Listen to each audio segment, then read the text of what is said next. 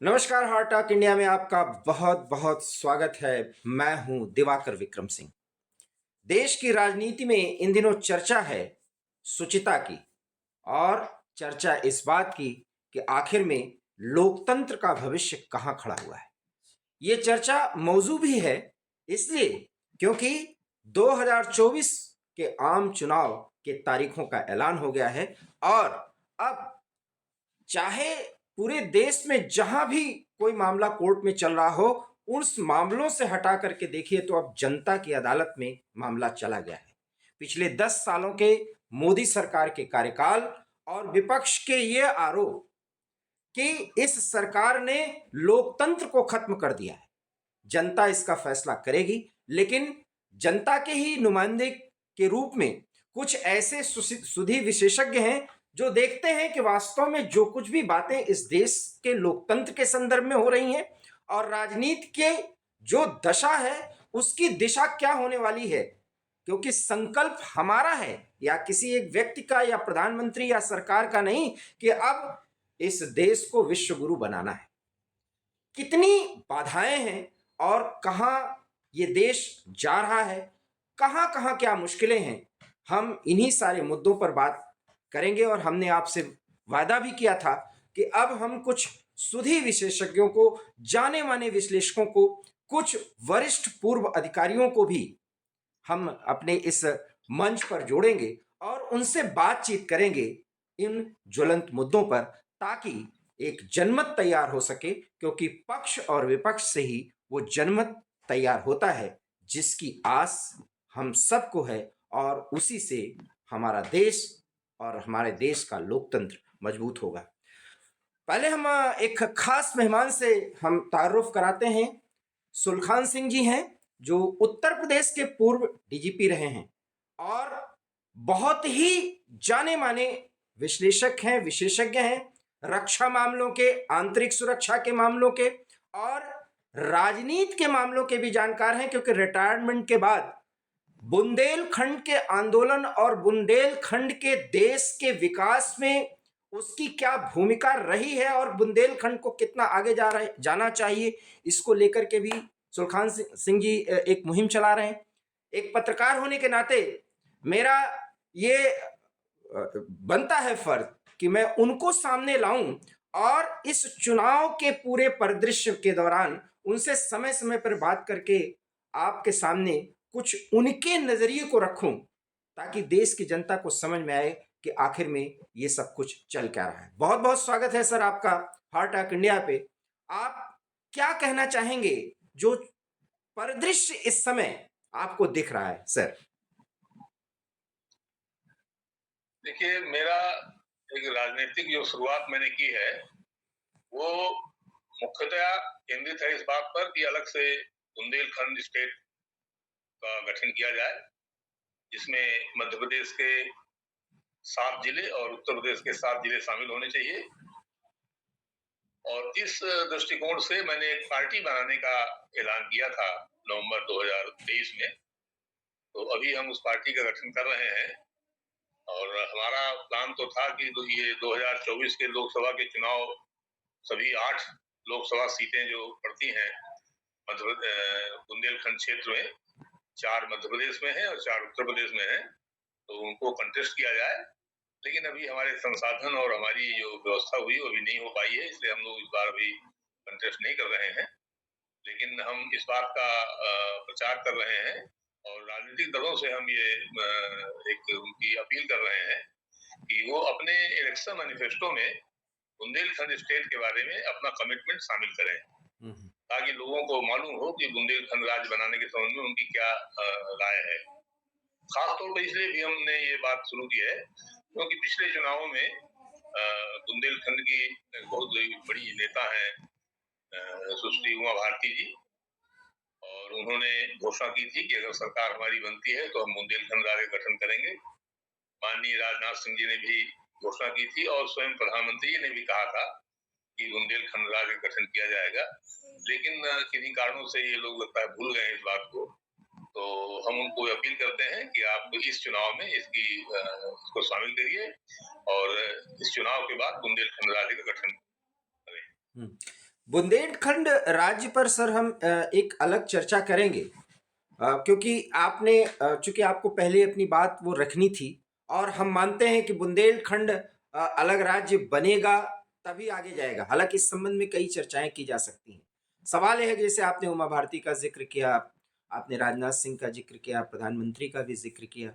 भरोसा आपको जरूर होगा कि ये लोग कुछ ऐसी पहल कर सकते हैं, क्योंकि आप ये मानते होंगे कि बुंदेलखंड को लेकर के कम से कम प्रधानमंत्री की सोच कुछ सकारात्मक है।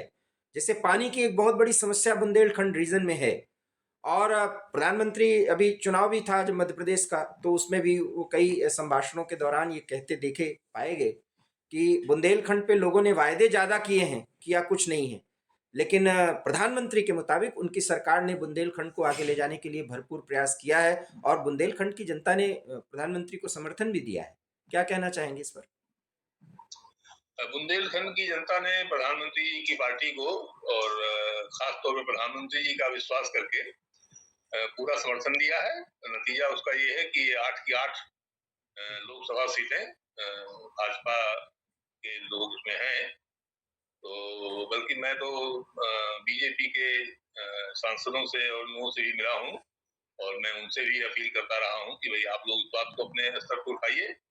और कुछ लोगों ने बातें उठाई हैं, और मैं ये भी मानता हूँ कि हमारे प्रधानमंत्री जी अपने जवान के काफी पक्के हैं और दृढ़ प्रतिज्ञ व्यक्ति हैं। तो वो जरूर बुंदेलखंड राज्य गठन करेंगे। हो सकता है अभी समय उनको सूटेबल न लगा हो, लेकिन इस चुनाव के बाद तो मुझे उम्मीद है कि वो इसमें जरूर करेंगे। क्या आपको लगता है कि अब सवाल थोड़े से कड़े होंगे, ये जो चुनाव होने जा रहा है, ये परिदृश्य क्या है बनता है सर? आप विशेषज्ञ भी हैं, आपने सेवाएं दी हैं, पुलिस की सेवा में इतने वरिष्ठ पद पर रहे हैं, देश की राजनीति को बहुत नजदीक से देख रहे हैं। क्या कुछ मन में आज चल रहा है आपको जब मैं आपसे बात कर रहा हूं? देखिए, इस चुनाव में तो प्रेजेंट जो सेंट्रल रूलिंग पार्टी है भारतीय जनता पार्टी, उसकी पोजीशन काफी सशक्त है। और जैसा मैंने बताया कि अभी भी प्रधानमंत्री जी पर काफी विश्वास है लोगों को। और मैं बार बार घूम फिर के बुंदेलखंड पे इसलिए आता हूँ कि वहाँ के लोग से मेरा ज्यादा इंटरेक्शन फिलहाल हो रहा है। तो वो लोग भी बड़ा विश्वास करते हैं, और हर एक बात पर तो मोदी जी का नाम लेते हैं, कहते हैं मोदी जी ने ये किया है, मोदी जी ने ऐसा किया है। तो उनका विश्वास तो भी है। अभी मुझे कोई ऐसी चुनौती वहां नहीं दिखाई पड़ रही है। तो इसलिए भी मैं विशेष तौर पर अपील कर रहा हूँ उनसे कि जो इतने अच्छे काम उन्होंने किए हैं, तो उसमें एक और अच्छा काम जोड़ दें और ये हमारा बुंदेलखंड बन जाए इसी उसमें। सर, बुंदेलखंड बनना ही चाहिए, और हार्ट ऑफ इंडिया की तरफ से मैं तो इतना आपसे वादा कर सकता हूं कि आपके इस मुहिम में मैं आपके साथ आज जुड़ गया, और जितना एक पत्रकार होने के नाते जो कुछ भी मैं कर सकता हूं वो मैं बुंदेलखंड के लिए करना चाहूंगा आपके साथ। सवाल ये है कि आज देश की राजनीति में, चूंकि आपने कहा कि प्रधानमंत्री तो लोकप्रिय हैं और उनकी लोकप्रियता का एक जो आकलन आपने बहुत ही साधारण शब्दों में किया, उसके भी मायने हैं, लेकिन देश की राजधानी में जो कुछ भी चल रहा है वो क्या संकेत दे रहा है? वो मुझे देखिए उसका कोई बहुत ज्यादा ऐसा असर कहीं पड़ेगा उसका तो मुझे कोई खास ऐसा नहीं दिखाई पड़ रहा है। तो पूरे उत्तर प्रदेश का मुझे थोड़ा बहुत अंदाजा है। मैं उत्तर प्रदेश पे सर बाद में आऊंगा, इसीलिए मैं कह रहा हूं, देश क्योंकि की आप एक राजधानी तो देखिए, राजनीतिक बाद में हैं। सबसे पहले आप कितने वरिष्ठ पद पर रहते हुए आपने देश की सेवा की है, वो जो स्थिति, और चूंकि मैंने सवाल शुरुआत में यही कहा कि देश का जो राजनीतिक परिदृश्य बनाने की कोशिश की जा रही है वो क्या है, आप क्या कहना चाह रहे हैं? क्योंकि सर मैं बहुत खुल के आपसे ये पूछना चाह रहा हूं, क्या देश के लोकतंत्र में जनता ये सब कुछ एक्सेप्ट करने जा रही है क्या? इतनी नाटक और नौटंकी, चलिए मैं खुल के बोल देता हूं। देखिए मैं इस बात से मैं कन्विंस हूँ कि यहाँ की जनता, यहाँ का वोटर, वो लोकतंत्र में उसकी आस्था काफी दृढ़ हो चुकी है। और वो अपनी सुविधा के अनुसार और अपने विवेक से वोटिंग करता रहा है। हम्म, लोग जो भी आरोप लगाते हैं कि ये वोटर टीवी में, रेवड़ियों में बिक जाता है, कोई कहता है शराब में बिक जाता है, इस तरह की बेकार की बातें लोग करते हैं, ये बातें सत्य नहीं है। मैं किसी पार्टी का नाम लिए बिना यह कहना चाहूंगा कि जो पार्टियां जो धन में सबसे आगे थी, वो चुनाव में प्रदेश से बाहर कर दी गई और नई नई पार्टियां आज केंद्र में हैं और अन्य राज्यों में भी पार्टियां हैं। तो धन की महत्ता को कुछ भी जो चुनावी पंडित कहते रहे, मैं धन की महत्ता को इतना बड़ा नहीं मानता हूँ कि जिससे कि कोई परिणाम में, नेट परिणाम में कोई फर्क पड़ जाए। तो अब ये सभी को जो इस समय गठबंधन बन रहे हैं, वैसे तो बीजेपी अपने आप में सशक्त है, लेकिन वे लोग भी गठबंधन बना रहे हैं और दूसरे गठबंधन बन रहे हैं। तो गठबंधन एक जनता को ऑप्शन उनका क्लियर कर देते हैं ताकि कम से कम उनको 2 खेमों में वोट करने की चॉइस मिले। तो देखिए कितना बना पाते हैं, मुझे इसके बारे में कोई जानकारी नहीं है क्योंकि मेरा राजनीतिक दलों से कोई खास संपर्क नहीं है। तो मैं कुछ नहीं कह पाऊंगा कि यूपी में कैसा गठबंधन हो रहा है या कहीं और क्या गठबंधन हो रहा है। लेकिन जब अपना वोट परसेंटेज बढ़ाने के लिए भारतीय जनता पार्टी ने गठबंधन किया है जिसकी उनको जरूरत नहीं थी, फिर भी उन्होंने गठबंधन खाली इसलिए किया है उनका वोट परसेंटेज और बढ़ जाए। अदरवाइज सीटें तो उनकी मजबूत ही है, तो उनको जरूरत नहीं थी, फिर भी किया है उन्होंने। तो उससे क्लू लेकर के पक्षी जो अन्य पार्टियां हैं वो भी गठबंधन अपना बना रही हैं। उनको बड़ा, कई पार्टियों का गठबंधन बनाना है उनके लिए कठिन है। बीजेपी के लिए आसान है गठबंधन बनाना क्योंकि वो बड़ी पार्टी है और पावर में पार्टी है। तो दूसरी छोटी पार्टियों को लगता है कि अगर इनके साथ हम लोग आते हैं तो हमें भी सत्ता में हिस्सेदारी मिलेगी और हमारी सीटें बढ़ेंगी। बीजेपी को लगता है कि हमारे अगर लोकल कोई जो अलायंसेज हैं, ये लोकल पार्टियां हैं, छोटी पार्टियां, इनका वोट हमको एकमुश्त मिलेगा तो हमारा टोटल वोट बढ़ेगा।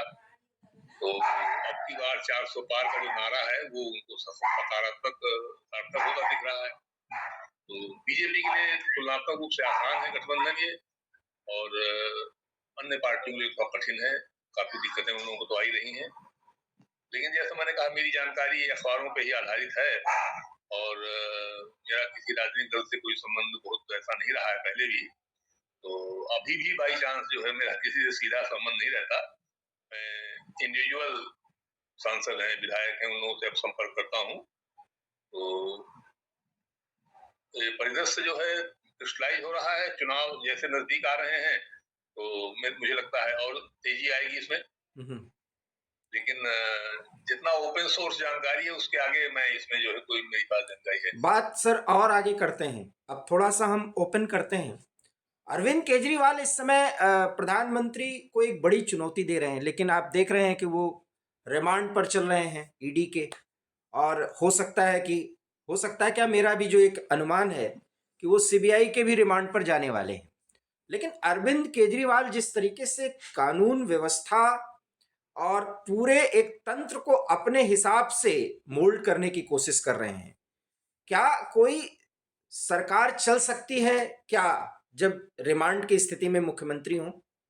उचित क्या है? देखिए अगर वो जेल से बाहर नहीं आते हैं तो उनको इस्तीफा देना चाहिए और कोई दूसरा मुख्यमंत्री बनना चाहिए। कानूनन तो कोई ऐसी बाध्यता नहीं है, लेकिन ये उचित नहीं होता है जब भी प्रधानमंत्री या मुख्यमंत्री कहीं देश से बाहर जाते हैं तो किसी मंत्री को अधिकृत करते हैं कि वो नैतिक कार्य देखेगा उनकी गैर हाजिरी में।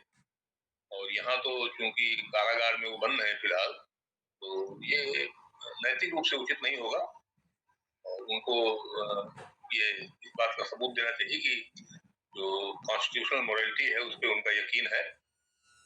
तो उन्हें इस्तीफा देना चाहिए और दूसरा मुख्यमंत्री बने वहां पर। तो क्या आपको लगता है कि इस पे अभी आपने देखा ही होगा, क्योंकि आप कह रहे हैं कि अखबारों के जरिए, क्योंकि सर आप भी इन मुद्दों को देखते और समझते भी होंगे, अमेरिका और जर्मनी से प्रतिक्रिया आ रही है अरविंद केजरीवाल की गिरफ्तारी को लेकर के। ये जो शराब नीति क्योंकि आप पुलिस अधिकारी भी रहे हैं। मैं बार बार कह रहा हूं कि अभी राजनीतिक तौर पर कितने सवाल मैं आपसे समय समय पे करूंगा बुंदेलखंड को लेकर के, वो बात की बात है। लेकिन आप तो इन भूमिकाओं में रहे हैं, आपने पूरे पुलिस तंत्र को किया, मतलब किस तरीके से अरविंद केजरीवाल पूरी व्यवस्था को एक चुनौती दे रहे हैं, और अपेक्षा ये कि लोकतंत्र में जनता की आस्था उनके प्रति होगी। ये जो सोच है अरविंद केजरीवाल की, आप एक सामान्य नागरिक के हिसाब से सोचिए तो ये सोच क्या दर्शाती है? देखिए, व्यवस्था को चुनौती तो अपोजिशन देती ही है, हम्म। ये उनका काम है। और इसको जो व्यवस्था के लोग हैं वो क्वेश्चन भी करते हैं, हम्म। लेकिन इस सब का अंतिम निर्णय तो लोकतंत्र में जनता जनता को करेगी। करना है। हम्म। और हमारे यहाँ लोकतंत्र का अच्छा खासा एक परिपक्व स्थिति में आ चुका है। तो सारी पार्टियां अब उतना ही हलचल करती हैं जितना कि उनको लगता है कि लोग उसको समझेंगे और उनके पक्ष में कुछ भावनाएं आएंगी। हम्म। तो ये लोग भी अपना जैसा ठीक समझ रहे होंगे कि इसका कितना फायदा उठा सकते हैं वो अपने पक्ष में, तो उसको कर रहे होंगे। अब मुझे दिल्ली का अनुमान नहीं है कि इसका उनको कितना फायदा होगा। बुंदेलखंड के लोग क्या सोच रहे होंगे सर, कि क्या जानबूझ करके भारतीय जनता पार्टी या प्रधानमंत्री केजरीवाल या एनडी गठबंधन से इतना डर गए हैं कि वो चुनाव की घोषणा के बाद एक मुख्यमंत्री को गिरफ्तार कर ले रहे हैं? हम बुंदेलखंड के जनता की सोच पर आपसे जानना चाह रहे हैं।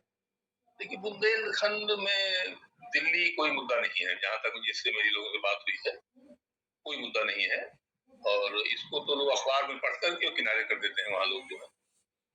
बुंदेलखंड के लोगों को क्योंकि इस समय बहुत बुरी कंडीशन में स्टेट आ चुका है, ये हमारा क्षेत्र जो है, तो वहाँ के मुद्दे यही है कि रोजगार कैसे वहाँ सृजित हो, वहाँ की खेती बाड़ी कैसे इम्प्रूव करे, वहाँ जमीन के अंदर पानी नहीं रह गया है, भूगर्भ जल का स्तर इतना गिर गया है कि वहाँ सिंचाई नहीं हो पा रही है, फसलें गिर रही हैं, लोगों का पलायन हो रहा है।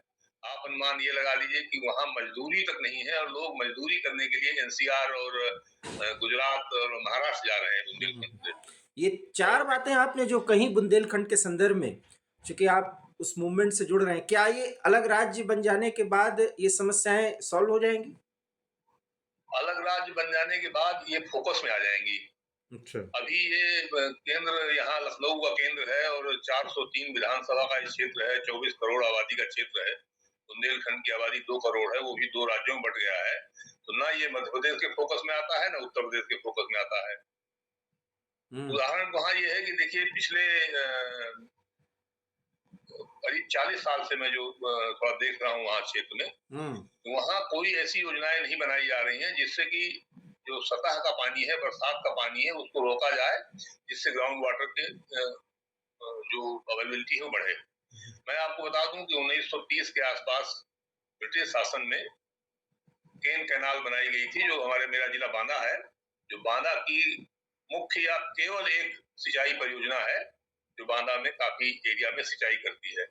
और 1930 के बाद से अभी तक जो है वहाँ कोई दूसरी योजना नहीं बनाई गई है जी। इसी तरह से उसी केन योजना में अंग्रेजों के टाइम पे व्यवस्था की गई थी कि अगर वो राज्य चाहे, मध्य प्रदेश साइड की जो बाकी राज्य थे, इधर यूपी साइड में अंग्रेजों के कब्जे में था, बाकी में स्टेट थे, तो वो लोग भी अपनी तरफ नहर बना करके सिंचाई का व्यवस्था कर सकते हैं। लेकिन आजादी के बाद भी इसमें मध्य प्रदेश राज्य ने कुछ नहीं किया। और अंत में 1970 के आसपास मध्य प्रदेश सरकार ने पैसा जमा किया और सिंचाई विभाग उत्तर प्रदेश ने वहां के बांधों की ऊंचाई बढ़ा दी, बांधों की क्षमता बढ़ा दी, और ये तय हुआ था कि आप लोग नहर बना लीजिए और मध्य प्रदेश क्षेत्र में सिंचाई होने लगे। आपको आश्चर्य होगा जान करके कि 1975 के आसपास जब यूपी इरिगेशन डिपार्टमेंट डैम्स की ऊंचाई बढ़ा दी, तो उसके बाद भी अभी पिछले करीब 6-7 साल पहले शिवराज सिंह चौहान जी के प्रयासों से थोड़ा कहिए वहां सिंचाई पार्टली शुरू हो पाई है केन नहर से। आप वहां टाइम का अंदाजा लगा सकते हैं कि क्या प्राथमिकता है लोगों की। केन बेतवा लिंक जो है, जो वर्तमान प्रधानमंत्री जी के प्रयासों से मध्य प्रदेश और उत्तर प्रदेश ने समझौता किया था केन बेतवा लिंक बनाने का, उसमें अभी तक एक फाड़ा नहीं लगा है, 6-7 साल हो गए। तो प्राथमिकता नहीं बनती है। कुछ भी कोई कहे कि हम योजना बना रहे हैं, वो योजना बनती नहीं है, वो चलती नहीं है वहां पर। बिल्कुल सर, इस पे और हम बात करेंगे। आज चूंकि एक पहला इंटरव्यू है आपके साथ, साक्षात्कार है, तो ये बातें जितनी आपने कही, तो क्या प्रधानमंत्री के साथ मुलाकात करने की, कोई डेलीगेशन ले जाने की आपने कोशिश की, या मुख्यमंत्री योगी आदित्यनाथ के पास ये प्रयास आपने अभी तक किया या नहीं? देखिए, मेरी पार्टी की ये स्टैंडिंग नहीं है कि मैं प्रधानमंत्री से मिल सकूं या मैं उनके सामने जाके अपील करूं। और यूपी में तो प्रेजेंट मुख्यमंत्री से मेरी इस मामले में पहले भी बात हुई है। इधर तो मेरा करीब 1.5-2 साल से मुलाकात नहीं हुई उनसे, तो कोई बात नहीं हुई इस बारे में। और जैसा मैं बता रहा हूँ कि पार्टी का मैंने गठन अभी शुरू किया है। मेरी पार्टी अभी इस पोजीशन में नहीं है कि 8 सीटों में लड़ सके चुनाव, तो इसलिए मैंने भी प्रयास भी नहीं किया कि इस मामले को लेकर के मैं मिलूं।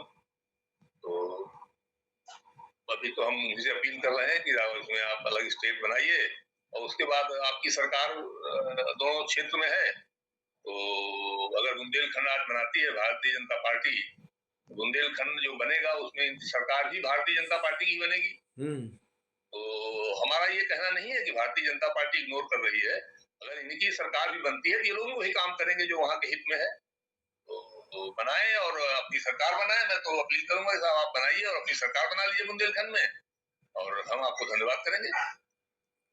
चूंकि समय का अभाव है, हम लोग 20 मिनट से ज़्यादा बातचीत कर चुके हैं, तो वीडियो लंबा ना हो, हम इसको दूसरे कड़ी में इससे आगे बातचीत करते रहेंगे, क्योंकि पूरे चुनाव के दौरान हम हर मुद्दे पर आपसे बातचीत करते रहेंगे।